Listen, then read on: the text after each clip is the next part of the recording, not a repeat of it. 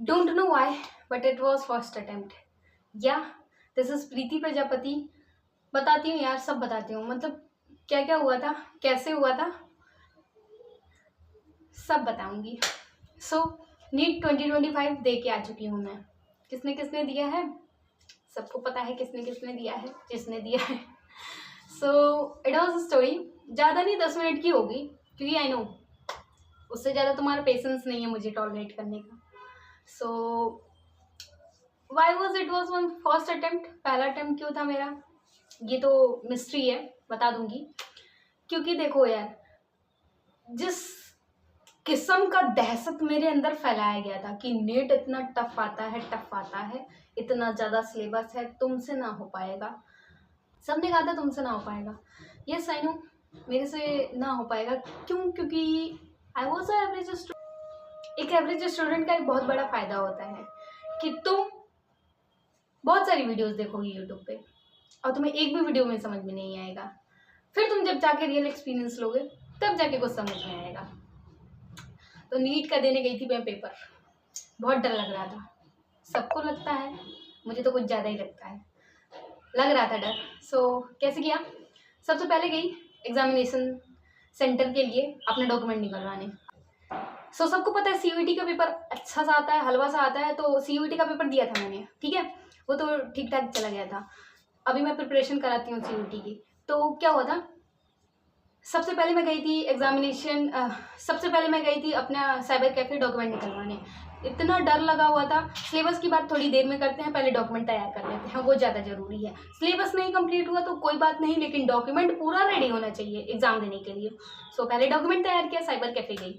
Cyber cafe गई, वहाँ से क्या हुआ कि दिमाग में इतना टेंशन था ना। एक तो मैंने ब्लैक एंड वाइट निकलवा लिया था अपना वो एडमिट कार्ड। भाई अब मैंने ब्लैक एंड वाइट निकलवा तो लिया, पैसे बचा लिए, सोचो। धक धक कर रहा था इधर, कहीं मुझे वो एग्जामिनेशन सेंटर से बाहर ना फेंक दें कि तुम्हारा ब्लैक एंड वाइट है, तुम कलरफुल नहीं हो, जाओ ब्लैक एंड वाइट नहीं कलरफुल लेके आओ। तो ऐसे धक धक करके डेयरिंग सी इंसान बन के चली गई एग्जामिनेशन में ब्लैक एंड वाइट लेके। साइबर कैफे भी पहले क्या हुआ कि गई, मैं सोचा था अपना थंबनेल लगा के आऊँगी वहाँ पे, क्योंकि लेफ्ट हैंड का थंब प्रिंट वहाँ पे लगता है, ठीक है, एडमिट कार्ड में। नहीं लगवाया, घर चली आई मैं। इतनी टेंशन हो गई थी एक दिन पहले एग्ज़ाम के, एक दिन पहले ही गई थी मैं निकलवाने अपना एडमिट कार्ड। तो फिर दोबारा गई साइबर कैफे, थंब प्रिंट रहा है। फिर घर आई, पोस्ट कार्ड, भाई पोस्ट कार्ड साइज फ़ोटो, मतलब अलग से दुनिया से बाहर इतनी पासपोर्ट साइज फ़ोटो तो ले रहे हो, पोस्ट कार्ड किस लिए, एल्बम बनानी है क्या? आंटी जी, सर, ब्रो, देवता, अगरबत्ती लगाऊं मैं आपके सामने, पूजा करूं क्या? फोटो की एल्बम बनानी है सबकी?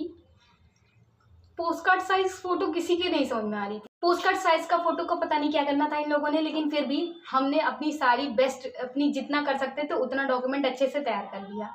अपना आधार कार्ड रख लिया, अपनी पासपोर्ट साइज 2-4 फोटो रख लिया, अपना एडमिट कार्ड रख लिया, उस पर पीछे passport size post card size photo चिपका दी हमने, और बन गए हम एक युद्ध के विजेता। तो नहीं बने थे, लेकिन युद्ध के लिए तैयार हो चुके थे, लड़ाई के लिए, ठीक है। अब बात करते हैं सिलेबस का। फिजिक्स का क्या था कि कुछ था ही नहीं दिमाग में।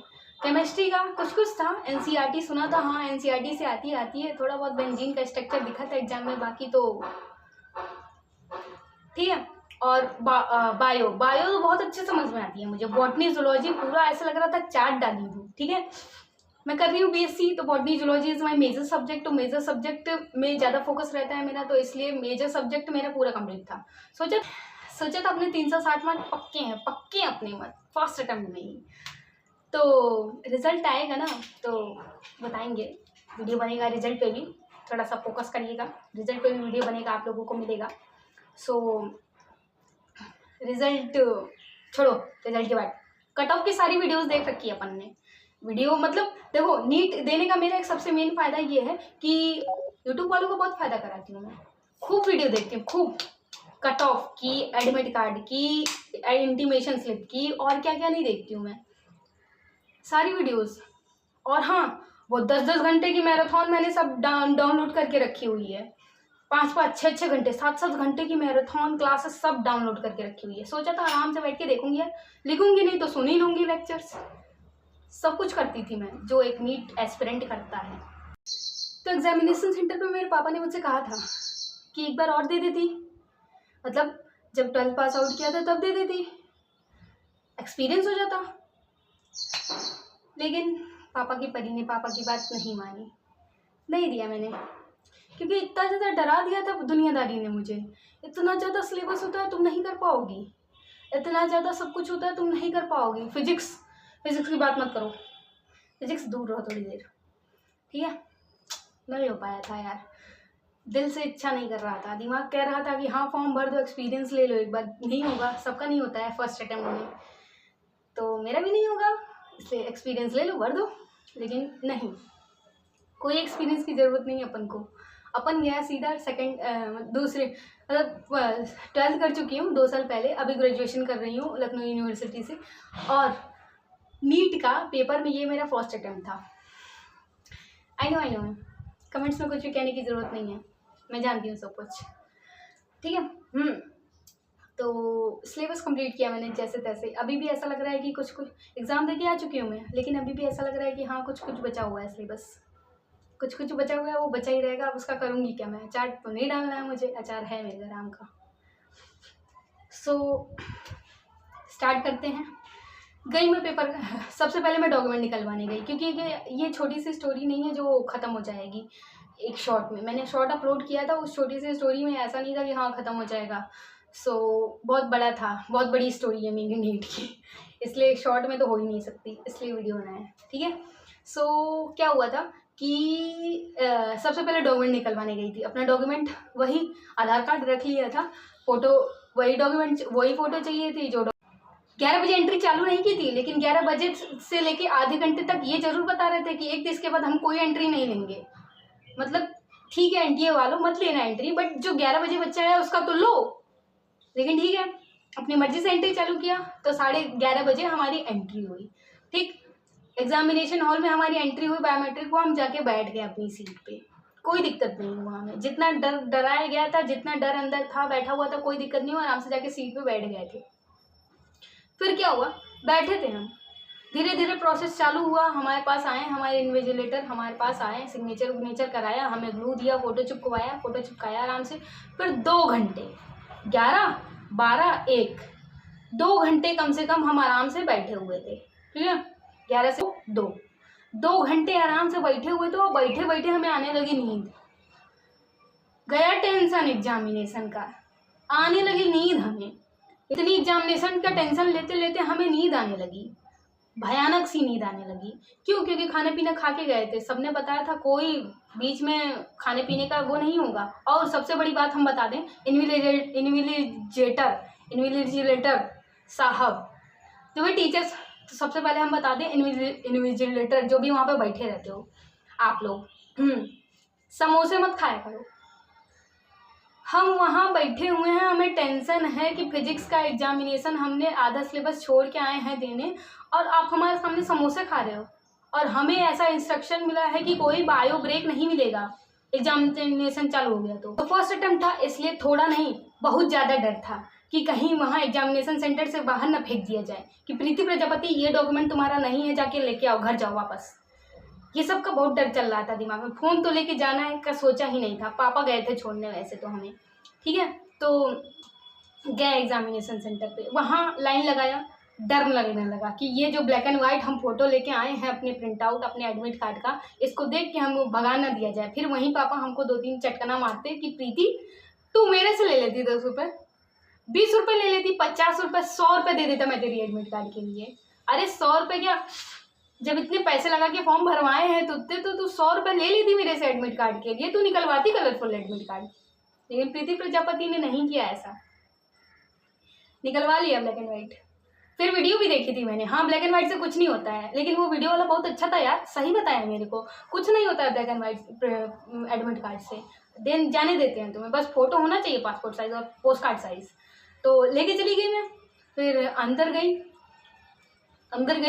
सब कुछ चेकिंग वेकिंग हुआ मेरा, तो सब कुछ ठीक था मेरा, कुछ भी झोल नहीं किया था मैंने अपने डॉक्यूमेंट में, ठीक है। अपना आधार कार्ड लेके गई, वहाँ मेरा बायोमेट्रिक हुआ, अंदर घुसाया गया मुझे 2 घंटे पहले। ठीक है। 11 बजे से एंट्री चालू थी, 10:30 पे मैं पहुंच गई थी वहाँ पे, 10:30 पे मैं वहाँ पहुंच गई थी। पापा ने मुझसे 10 बार पूछ लिया था डॉक्यूमेंट रेडी है ना, सब कुछ सही से लिखा है ना, सिग्नेचर किया है ना। तो सिग्नेचर करना नहीं था, लेकिन पापा ने 10 बार पूछा था 10:30 से पहले। पहुँच गए अपना डॉक्यूमेंट लेके। 11 बजे से एंट्री चालू थी, लेकिन 11:10 पे उन्होंने एंट्री करना चालू किया। उससे पहले ये लोग बता रहे थे कि हम 1:30 के बाद कोई एंट्री नहीं लेंगे, लेकिन तो 2 बजे के करीब हमारा एग्जामिनेशन चालू हो गया था। हमें दिखाया गया था कि हाँ देखो कहीं से कुछ भी लीक नहीं हुआ है, बहुत एहतियात बरता गया था। यार सच बात है, एनटीए तो बहुत अच्छे से एग्जामिनेशन कराता है, कोई भी वायरल लीक नहीं होता है। आई नो, जिस तरीके से मैंने फर्स्ट अटेम्प्ट देखा है कि ये सब कुछ यार 4-4 पन्नी के अंदर पैक था मेरा पेपर, तो और इतना टफ पेपर बनाया था ना कि लीक भी हो जाता तो किसी से सॉल्व नहीं होने वाला था वो पेपर।